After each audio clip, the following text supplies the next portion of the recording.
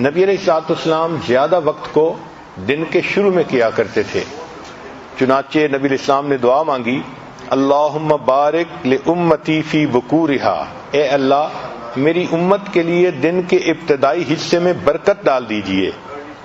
چنانچہ عام زندگی کی دستور یہی ہونا چاہیے کہ انسان رات کو آرام کرے اور فجر کے بعد اپنا کام کرے۔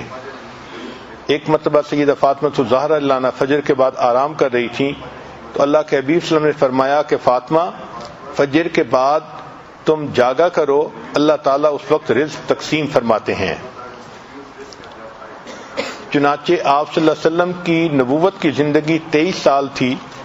اس 23 سال کی زندگی میں اللہ کے حبیب صلی اللہ علیہ وسلم نے دین اسلام کا انقلاب برپا کر دکھایا۔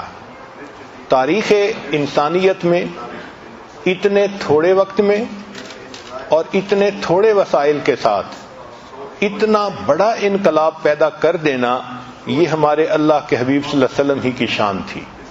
کوئی اور ایسا ملک نہیں، قوم نہیں جس میں اتنے تھوڑے وسائل سے اتنے تھوڑے وقت میں اتنا بڑا انقلاب آ گیا ہو۔ چنانچہ یہ وہ کامیاب زندگی تھی کہ جس سے ہمیں روشنی لینی چاہیے اور اپنی زندگی کو گزارنا چاہیے۔